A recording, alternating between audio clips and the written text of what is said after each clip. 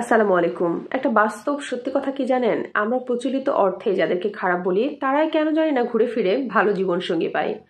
এটা বেশিরভাগ ক্ষেত্রে দেখেছি মেয়েদের ক্ষেত্রে হয়। মনে করেন একটা মেয়ে প্রচন্ড পরিমাণের হয়তোবা চারিত্রিক দিক থেকে খারাপ, তার অনেক রিপোর্ট রয়েছে, কিন্তু আলটিমেটলি দেখা যায় কি জানেন, সে এত পরিমাণ একটা সাপোর্টিভ হাজবেন্ড পেয়েছে, মানে বলার বাইরে।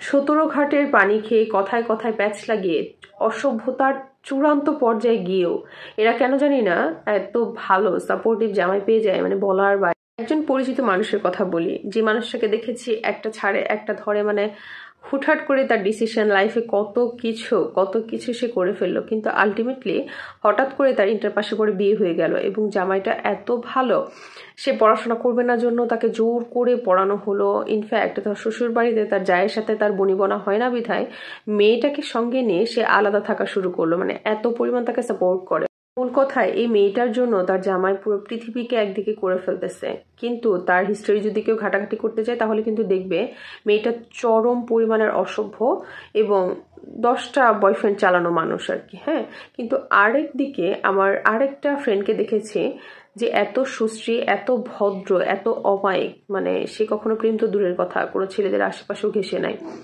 বাবা মা যে ছেলেটাকে পছন্দ করেছে তাকে বিয়ে করেছে, তার সাথে সংসার করছে, কিন্তু সব থেকে দুঃখজনক বিষয়টা কি জানেন, সে ছেলে তাকে ভালোবাসা তো দূরের কথা, তাকে ভাত দেয় না। মানে বুঝি না দুনিয়াটা মাঝে মধ্যে এত আনফেয়ার কেন করে, সঠিক মানুষটার সাথে সঠিক জিনিসটা কেন মিলিয়ে দেয় না, মানে বেঠিক জায়গায় সবকিছু ঠিকঠাক হয়, এরকম আসলে কেন হয়? কথায় আছে না, সৎ মানুষের ভাত নাই। আসলে এটা একদম প্রপারলি আপনি আগে যত জনের সাথেই চিটিং করে আসেন, যত কিছু করে আসেন, আলটিমেটলি কিন্তু আপনি ভালো স্বামী পাবেন, ভালো হাজব্যান্ড পাবেন, লাইফ নিয়ে একদম সেটেল ডাউন হয়ে থাকতে পারবেন, আপনার পেছনে হিস্টোরি নিয়ে কেউ ঘাটাঘাটি করবে না।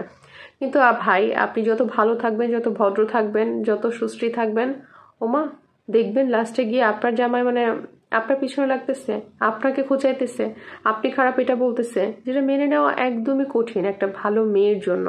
যে 8-10টা মেয়ের কাতারে আপনাকে ফেলতেছে যে আচ্ছা তুমিও এরকম 10-12টা প্রেম করে আসছো, কিন্তু আসলে তো না। কেন এরকম করা হয়? বড় আনফেয়ার।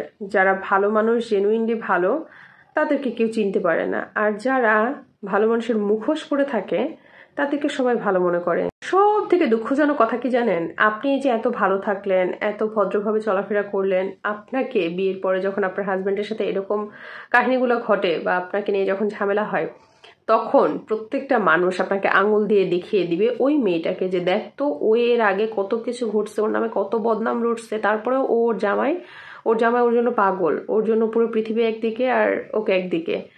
কিন্তু তুই এত ভালো হয়ে তোর জামাই কেন এরকম? কি কষ্টে এটা যেই মেয়ের সাথে ঘটেছে সে ছাড়া আসলে কেউ বলতে পারবে না।